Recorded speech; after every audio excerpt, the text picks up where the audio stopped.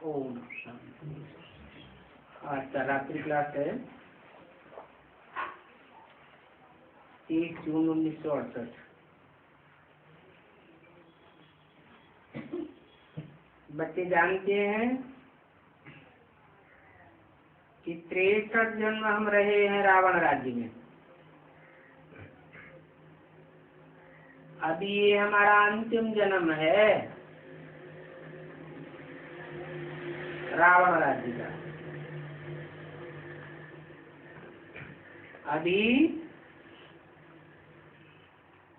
रावण राज्य से बदली होती है राम राज्य में।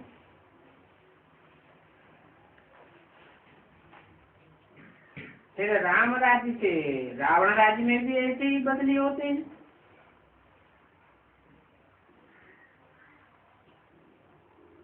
राम राज्य से रावण राज्य में बदली होती है तो वहाँ है गिरने की बात,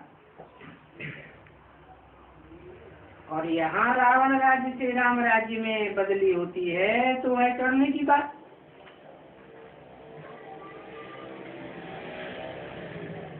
तो ये नॉलेज है कि हम रावण राज्य में कैसे गिरे।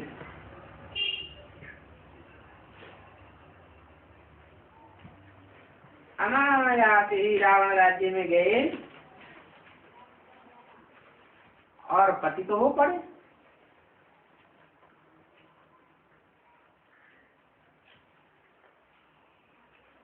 अनायास ही नीचे जाने का कारण क्या हुआ? जैसे तराजू के 2 पलड़े होते हैं और उनमें वजन बराबर बराबर होता है,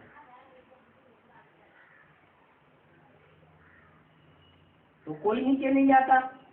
दोनों पलड़े बैलेंस में रहते हैं, और जैसे ही एक में वजन बढ़ा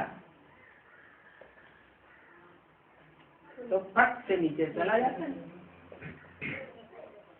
ऐसे ही द्वापर के आदि में, त्रेता के अंत में, जैसे ही हमारी 16 कलाओं में से 8 कलाएं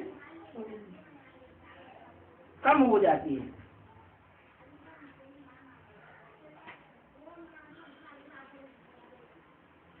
और आत्मा में कलाहीनता की बढ़ोतरी हो जाती है,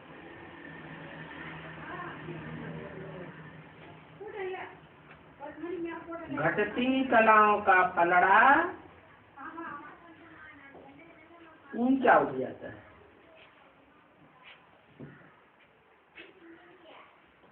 कलाएं घट गई, बैलेंस बिगड़ गया, तो अनायास ही प्रकृति के 5 तत्वों का भी बैलेंस बिगड़ता है और आत्माओं का भी बैलेंस बिगड़ता है। अनायास ही नीचे आ गए। ये भी बच्चों को मालूम पड़ा है और तिथि तारीख का भी मालूम पड़ा है।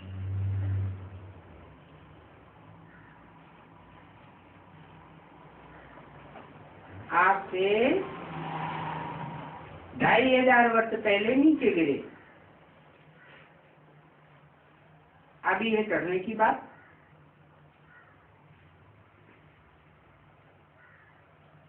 उतरते उतरते कलाहीनता आ गई। अभी एक जन्म में चढ़ना है।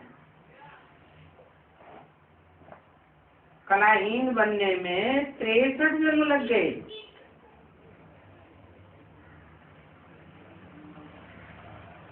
और चढ़ती कला में एक जन्म भी नहीं, 1 सेकंड लगेगा।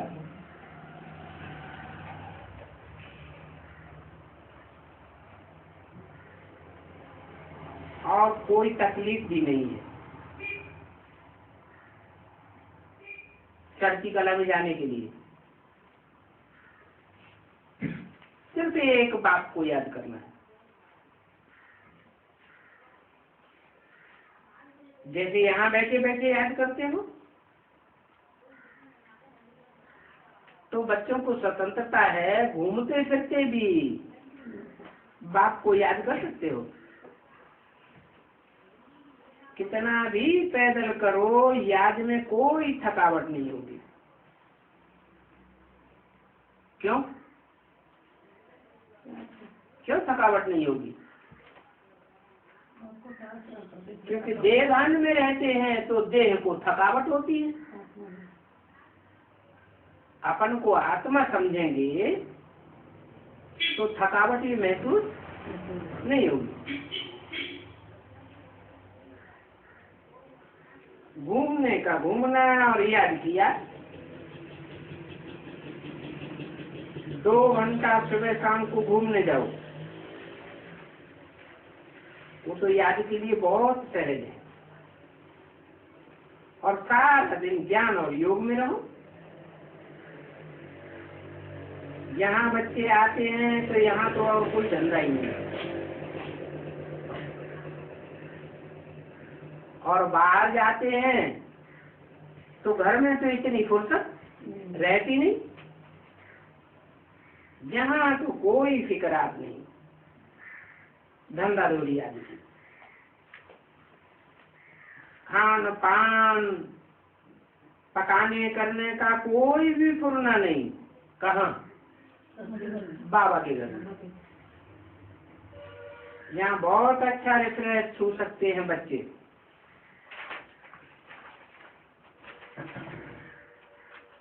बाप समझाते हैं कि यहाँ आकर के वृद्धावस्था वालों को भी कोई तकलीफ नहीं है। 30-68 की वाणी का दूसरा पेज। सिर्फ कहते हैं अपन को आत्मा समझो, मैं आत्मा हूँ। जैसे वो लोग कहते हैं अल्लाह हूँ अल्लाह हूँ,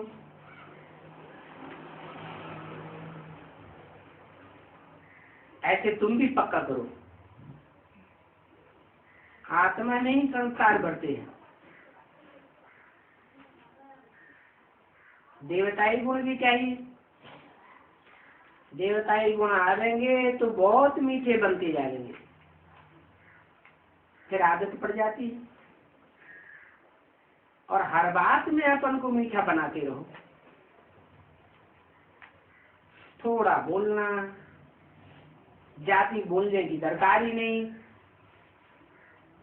भक्ति मार्ग में तो सारा दिन प्राण प्राण करते रहते, कितना शोरगुल हो जाता है, गीत ही गीत गाते रहते। बाबा गीत आदि पसंद नहीं करते। क्यों?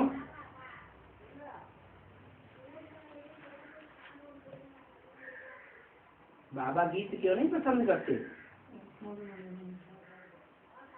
क्योंकि जितना चिल्लाएंगे उतना देहभान में आते जाएंगे। और गीत तो भक्ति वाली में बहुत गाए, रिजल्ट क्या हुआ? टाइम वेस्ट होता गया। तो ये गीत आदि सीखने से, गाने से अच्छा है कि याद में रहे। एक बाप की याद से विकर्म विनाश होंगे। गीत बनाने से, गीत गाने से, गीत सुनाने से कोई विकर्म विनाश थोड़े ही होते हैं। और यहाँ तो बोलने की भी दरकार नहीं है। घर में भी बात करते हो, वो भी सूक्ष्म बात करो। थोड़ी बात करने की आदत पड़ जानी चाहिए। 2 आपस में बोलते हो तो तीसरे को आवाज भी न जाए। नहीं तो क्या करते हैं, बात 2 कर रहे हैं और आवाज सड़क तक जा रही है। इतनी एनर्जी वेस्ट करने की क्या दरकार है? आवाज न हो, कम बोलो, धीरे बोलो और मीठा बोलो।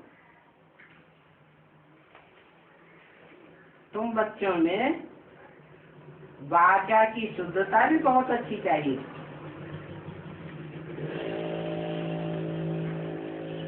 हर एक बात में शुद्धता चाहिए। कर्मेंद्रियों की कर्म में भी शुद्धता चाहिए, दृष्टि में भी शुद्धता चाहिए। मनसा के जो वाइब्रेशन निकले हैं वो भी बड़े शुद्ध होने चाहिए।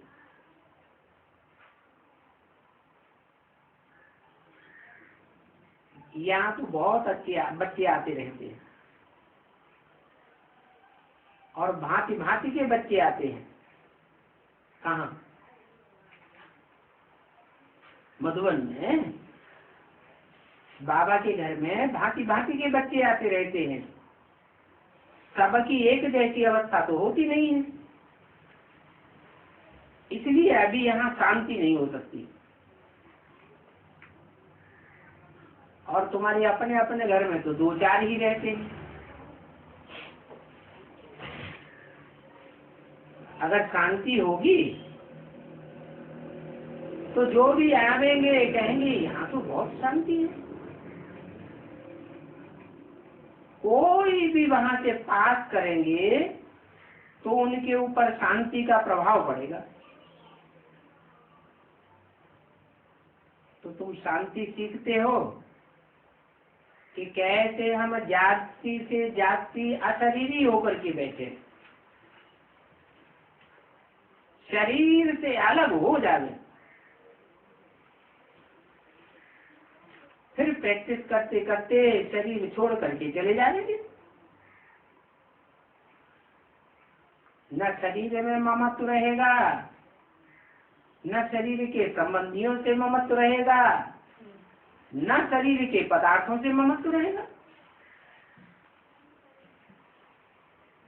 बिल्कुल शरीर में ममत्व नहीं होना चाहिए। बीमारी आदि होती है उसमें भी घबराना नहीं चाहिए। समझना चाहिए कि हमारे 63 जन्मों का हिसाब किताब चुकता होता है। अभी हमारी आत्मा हल्की हो रही है, पाप भस्म होते हैं। ये हमारा अंतिम जन्म है।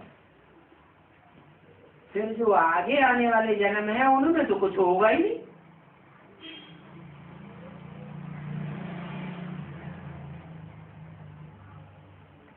इतनी खुशी रहेगी कि बीमारी ही नहीं आएगी। बाबा कहते भी हैं खुशी जैसी खुराक नहीं। खुशी बीमारी को हप कर लेती है।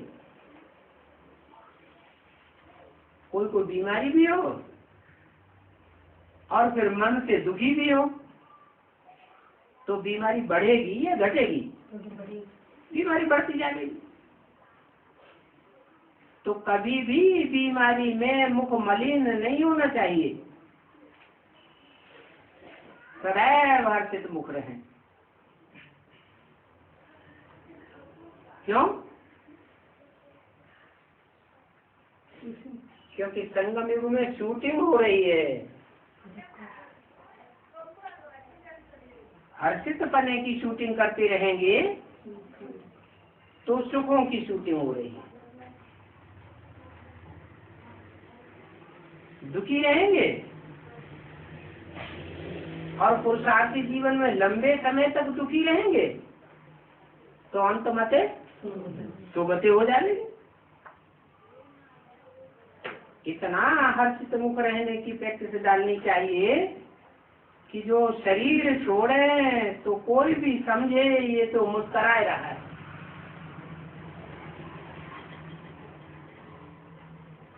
पिछाड़ी में तुम बच्चों में बड़ी मुस्कुराहट रहेगी। समझेंगे कि अब हम जाते हैं शांति धाम, फिर आवेंगे हम अपने सुखधाम।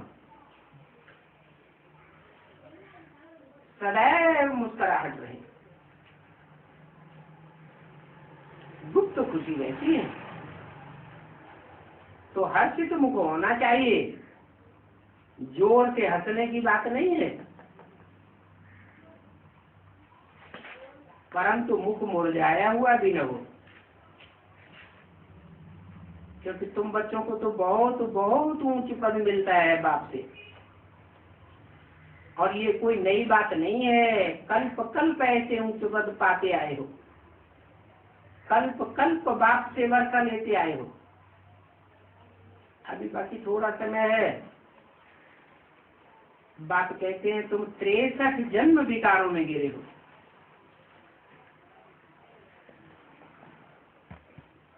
अभी एक जन्म अगर विकारों में न भी गिरे तो क्या हर्जा हो जाएगा। देवता बनने के लिए तुम पवित्र नहीं बन सकते हो। अपवित्रता का तो ख्याल भी नहीं उठना चाहिए। अभी तो बच्चों को बाप से बादशाही लेना है, तो मायावी ख्यालातों को उड़ाए देना चाहिए।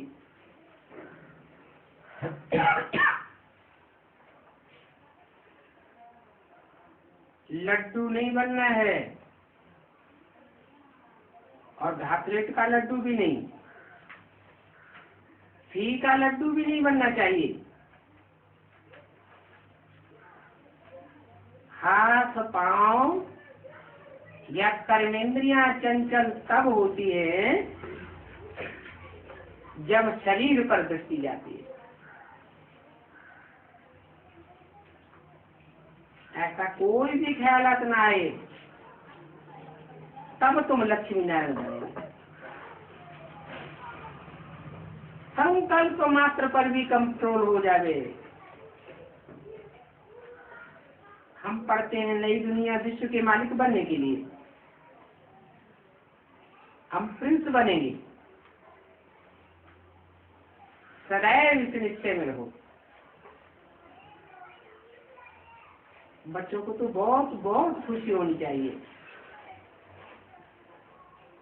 यहाँ कुछ भी जेवर आदि नहीं पहनने हैं,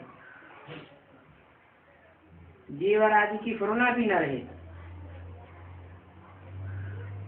यहाँ आते हो तो भला अपने जेवर आदि घर में ही छोड़ करके आओ। यहाँ तो कोई भी फुरना नहीं रहनी चाहिए। कोई भी चीज होगी तो याद आती रहेगी। कोई के पास 4-6 जूतियां होती हैं तो जूतियों में ही बुद्धि जाती रहेगी। नहीं होगा तो याद भी नहीं पड़ेगा। फूल ही पहनते हैं, ये भी निभावों की निशानी है। फूल क्या है? नाक में पहनते हैं ना, फूल ही पहनते हैं, ये भी निभागों की निशानी है, न कि कोई सुहाग की निशानी है।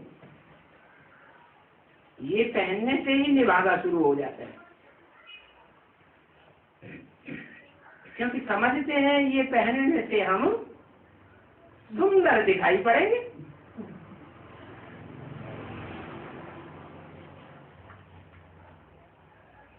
ये फूली नहीं थी तो कुमारी थी, सौभाग्यवती थी। बच्चे समझते हैं भारत अभी 100% निभागा है। मनुष्य थोड़ा ही जानते हैं कि अभी हमारे पर राहु की दशा है। तुमको तो याद है पहले हम बृहस्पति की दशा में थे, तब हम विश्व के मालिक थे। तो बृहस्पति की दशा और कहाँ राहु की दशा, क्या अंतर है?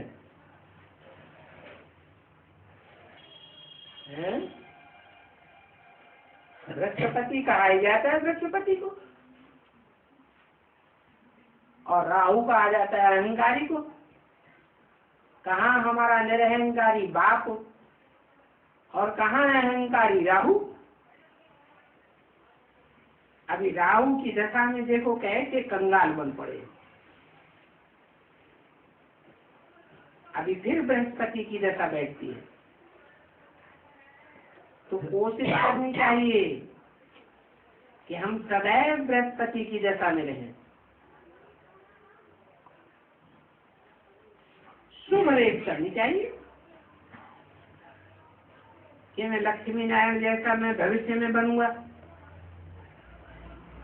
जानते हैं जो बहुत सर्विस करते हैं वो ही माला का दाना बनते हैं।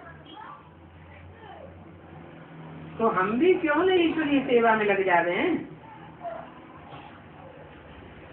और माताओं को तो बहुत खड़ा होना चाहिए, अपने हमजिन्स साथियों को भी संदेश सुनाना है। सुनाते रहेंगे तो आसपास वाले भी झट भागेंगे। आओ सेकंड में कैसे विश्व की बादशाही मिलती है तो हम समझें और समझा दें। सेकंड में कैसे जीवन मुक्ति मिलती है। तुम्हारे सिवाय तो दो बाप का राज कोई बता ही नहीं सकता। एक बाप हद का वर्षा देते और एक बेहद का वर्षा देते।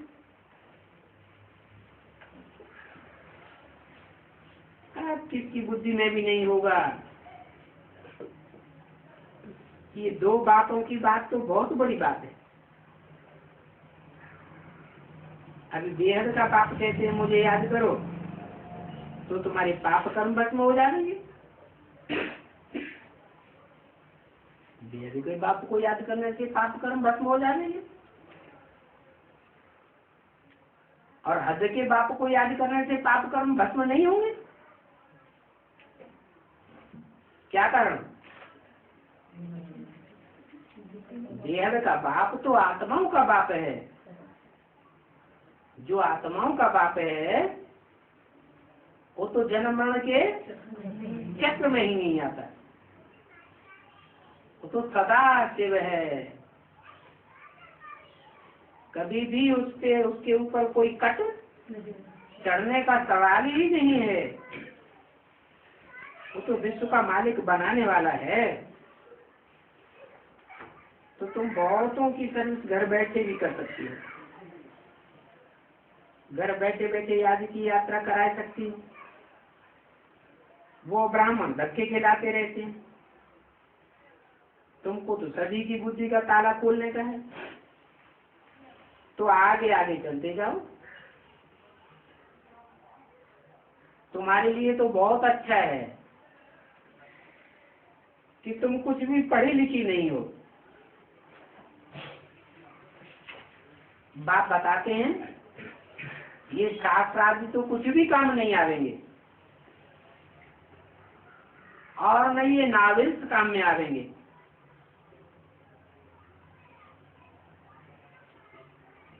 एक ही बाप की शिक्षा अंत तक काम में आवेगी।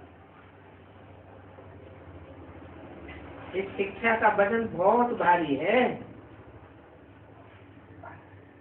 तुम जानते हो कि अभी हमको बेहद का बाप मिला है, तो अभी कांटे से फूल बन जाना चाहिए। हम फूल बनते हैं, इतनी खुशी होनी चाहिए। माया के राज्य में तो बकरियां रीढ़ बन जाते हैं। वो क्या करती हैं। रीढ़ बकरी क्या करती है। रीढ़ बकरी जो है, जो भी बकरी जिस रास्ते पर भी जाएगी उसी के पीछे पीछे सारी चली जाएगी। बुद्धि चलाती नहीं है कि हम गड्ढे में जाते हैं। यहाँ तो बाप कहते हैं तुमको महावीर नहीं बनना है, और बनेंगे भी एक बाप की मत पर।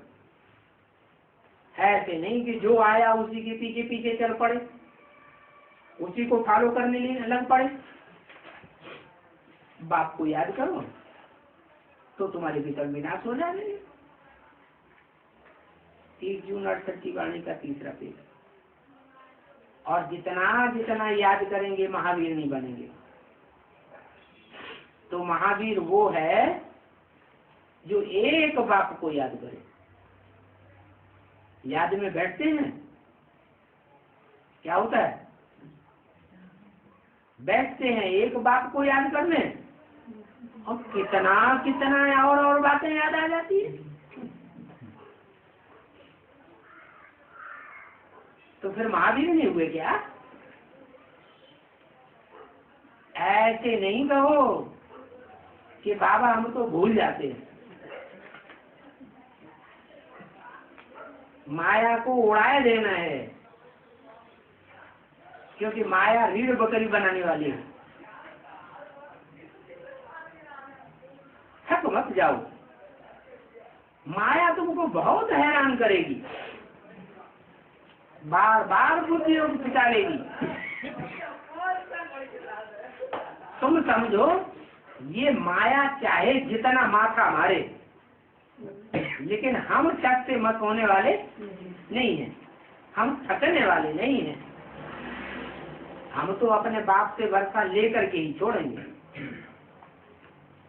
तो देखो बाबा भी मेहनत नहीं देते हैं,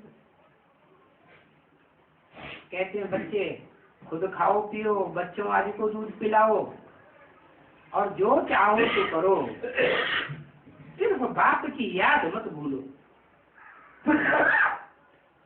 और इसके लिए पहला सबक पक्का करो। कौन सा? बाप की याद न भूले, इसके लिए पहला सबक कौन सा है? पहला सबक है मैं आत्मा हूँ। ये पहला सबक पक्का करेंगे तो आत्मा का बाप परमात्मा भी याद जरूर आएगा। और ये आत्मा परमात्मा की याद ही बाप के साथ चलेगी। ये जो तुम इतना विस्तार में नॉलेज लेते हो, ये नॉलेज अंत में साथ में नहीं चलेगी। क्योंकि तुम्हें नॉलेज रहेगी नहीं रहेगी। देवताएं तो बुद्धू होते हैं, ना आगे का जानते न पीछे का जानते। द्वापर कलयुग में त्रेता में क्या होने वाला है देवताओं को पता नहीं। तुमको तो आगे पीछे सब का पता है, परंतु ये जानते हो कि ये नॉलेज तो यहाँ की यहाँ ही रह जाएगी।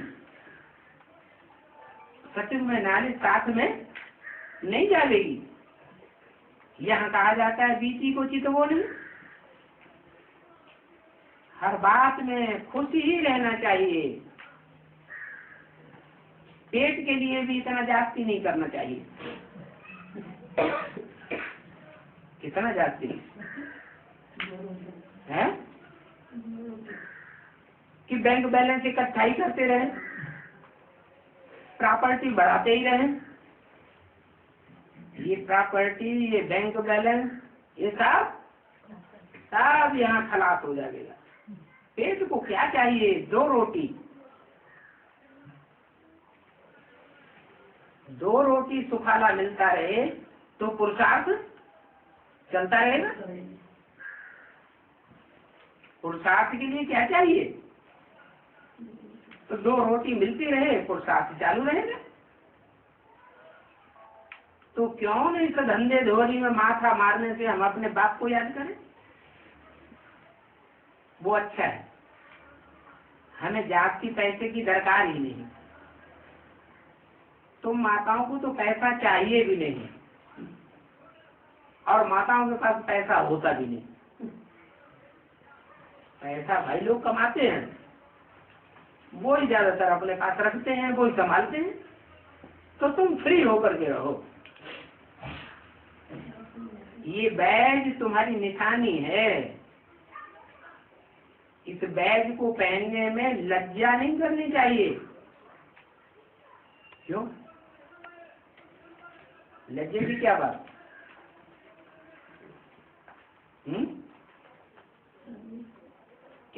बैज में दो तरह का बैज हो गया, एक जड़ बैज और एक चैतन्य आत्माएं सदैव बुद्धि रूपी पाकिट में पड़ी रहे। तीन मूर्तियां जिनके द्वारा संसार का कल्याण होता है।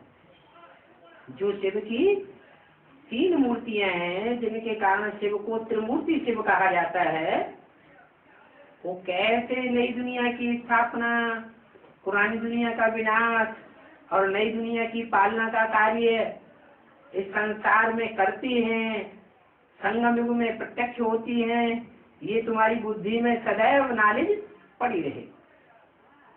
लज्जा इसलिए नहीं होनी चाहिए कि देखो इनकी माँ का पार्ट कैसा है?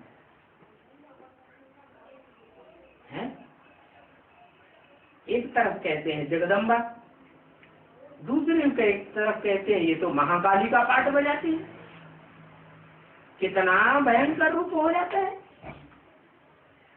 अब तुम्हारी बुद्धि में तो बैठा हुआ है। फिर शंकर, शंकर क्या है? शंकर के पास तो कुछ है ही नहीं। जो भक्ति मार्ग में भी मानते हैं कि जो शंकर की उपासना करते हैं वो भी लंगोटिया बन जाते हैं। शंकर के पास भी कुछ भी नहीं और शंकर के भक्तों के पास भी कुछ नहीं रहता है स्थूल में।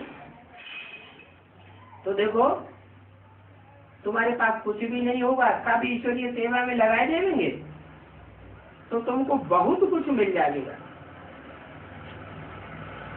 इन मूर्तियों के कृत्य को समझाने में लज्जा नहीं करनी चाहिए। तुम्हारा बुद्धि रूपी घड़ा भरा हुआ होगा तो तुम किसको भी झट इसका राज समझा सकेंगे। ये बेहद का पाप है, ये बेहद का वर्षा देते हैं। हल्का मकान महल मानियों का धन संपत्ति का वर्षा नहीं देते हैं। और ये भगवान बापा इस समय सृष्टि पर आते जरूर हैं, प्रत्यक्ष भी होते हैं। ये हमारा बाबा है, इन द्वारा हमको यह लक्ष्मी नारायण का पद देते हैं। इस बात का पैगाम सभी को देते रहो। ट्रेन में बैठे हो तो भी तुम सभी को पैगाम दो, ऐसे ऐसे सर्विस करो, तब तुमको बहुत खुशी होगी। सबसे जास्ती सहज तो कुमारियों के लिए है। क्यों? कुमारों के लिए इतना सहज नहीं है, अदर कुमारियों के लिए भी इतना सहज नहीं है। कुमारों के लिए, कुमारियों के लिए बहुत सहज है। क्यों सहज है? क्योंकि उल्टी सीढ़ी चढ़ी नहीं है, इसलिए इनके लिए बहुत सहज है।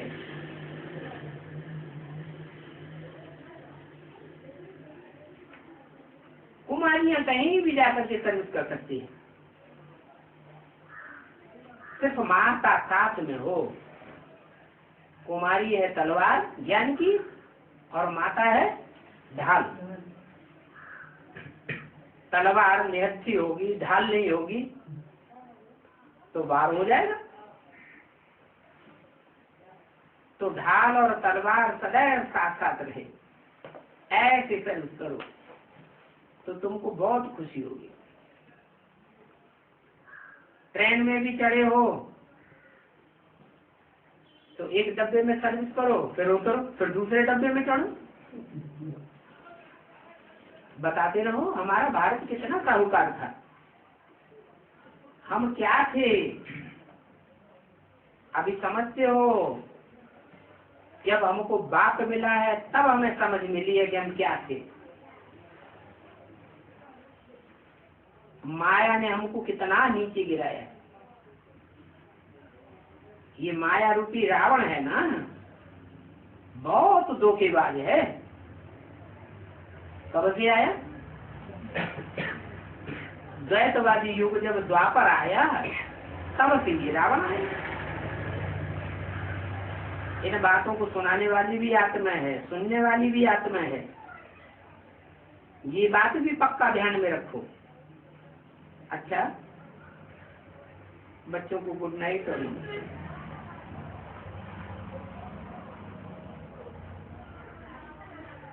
एक और छोटा सा रात्रि क्लास है, 1 जुलाई 1968। बच्चे समझते हैं हमारे सभी दुख दूर होने वाले हैं, क्योंकि अभी हमको बेहद का पाप मिला है। तो सभी मनुष्यों के दुख दूर हो जाते हैं। सारी बेहद की दुनिया के दुख दूर होने वाले हैं। देवताएं तो होते ही है सुख धाम के मालिक।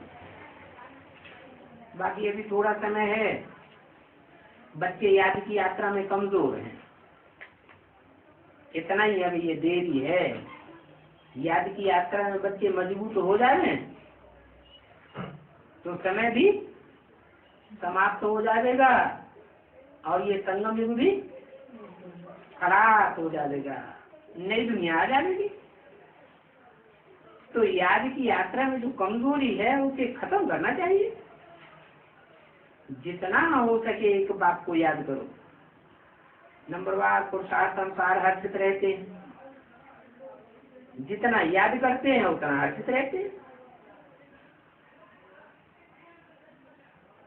जितना बाप को याद करके बच्चे को याद करते हैं उतना दिल में खुशी होती है। देखो, ये ब्रह्मा भी बच्चा है ना, तो जो भी इनके सगे संबंधी आगे होंगे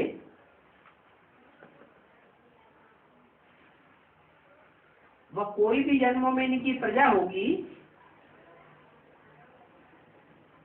तो जरूर सब खुशी रहेंगे।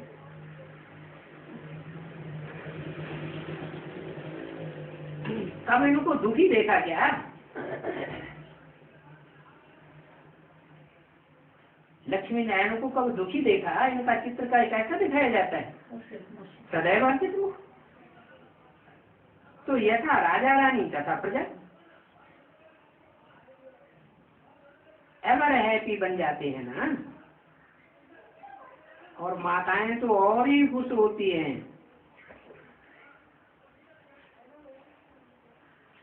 भक्ति मार्ग में भी माताओं को पहले और पुरुषों को पीछे याद करते हैं। लक्ष्मी नारायण, सीता राम, राधा कृष्ण। ऐसे क्यों करते हैं?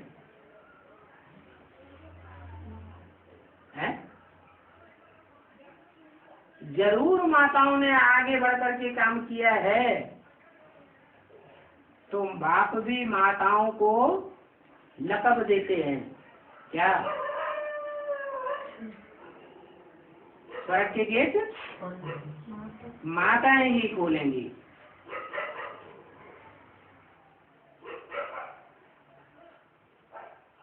बल वो नारायण बनते हैं तो भी माताओं को जागती मान है।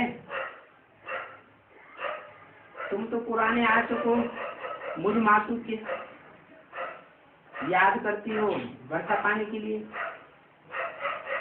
जानते हो 5000 वर्ष के बाद बाबा आते हैं विश्व का मालिक बनाने। तब ये नॉलेज मिलती है, फिर सतयुग में ये नॉलेज मर्ज हो जाती है।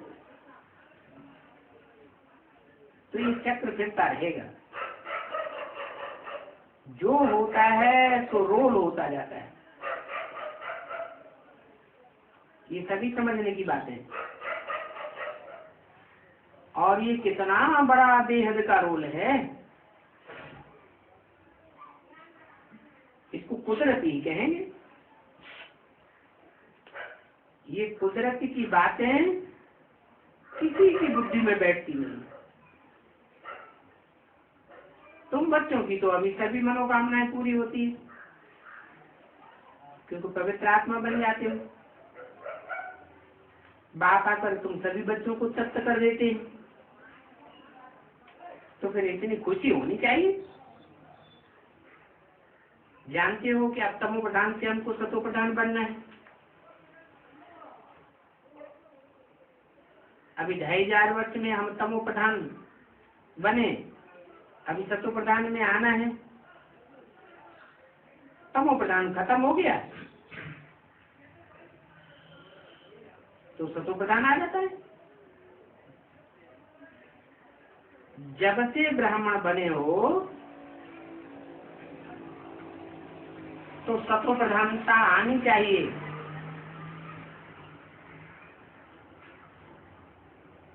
तमो से सतो में आना तो है ना।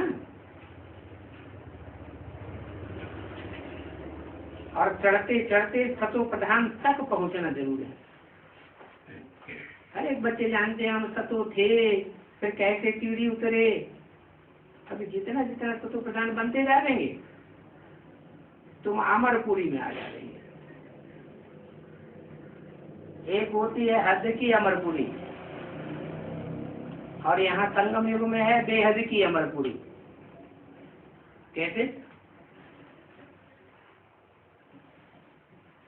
अमर माने न मरने वाले। यहाँ तो तुम बाप के बच्चे बने हो। अगर बाप को भूल गए और दुनियावी रास्ते पकड़ लिए तो मरा हुआ कहेंगे या जिंदा कहेंगे? ये तो मरे हुए।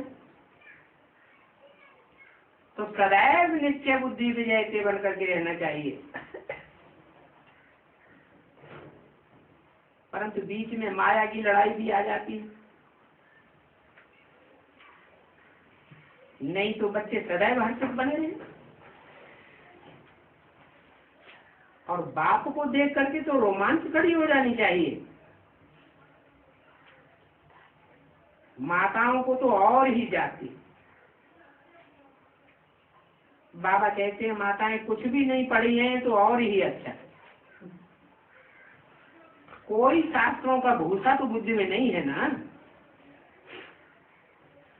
बाकी ये तो समझते हो हम आत्मा है, हमारा बाप परमात्मा है। ये जान लेना तो बहुत सहज। बस बाप को याद करो। एक बार चक्र को समझ लिया फिर भले विलायत चले जाओ। क्या वहां सर्विस करते रहो। जितनी सेवा करते रहेंगे उतना अंशपद बनता रहेगा। दैवी को भी दान करने। अगर वहां कोई के हाथ का भोजन मिलता है, विदेश में जाएंगे कोई के हाथ का भोजन मिलता है, कोई हर्जा नहीं। तुम सारे विश्व को पवित्र बना सकते हो तो भोजन को पवित्र नहीं बना सकते। ये भोजन क्या चीज है? इसके लिए बाबा से पूछते रहो तो बाबा युक्ति बताते रहेंगे कि अन्न दोष से कैसे बचना है। नहीं तो कोई बच्चे इंसल्ट फील करते रहते हैं, तो ऐसा काम नहीं करना चाहिए ना। ये तो पक्का है कि बाप हमको समझाते हैं कि दादा समझाते हैं। समझाने वाला कौन है? समझाने वाला तो बाप है ना। ये भी समझता तो है कौन? दादा। और इनके लिए ही बाप समझाते हैं। ये क्या बात है? हमारे लिए नहीं समझाते हैं।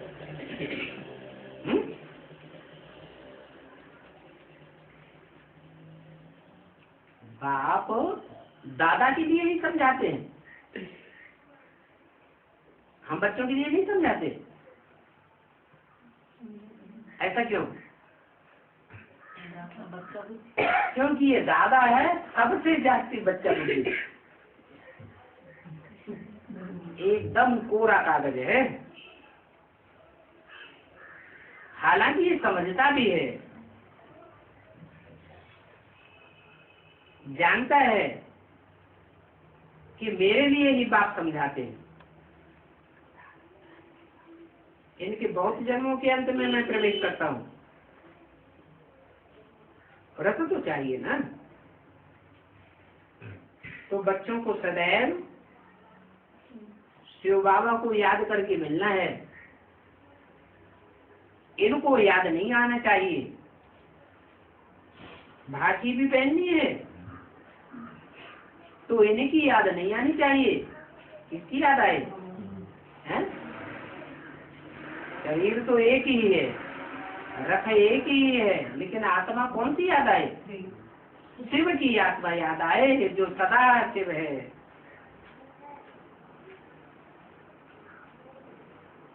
ये भी रिवाज निकल जाएगा। कौन सा?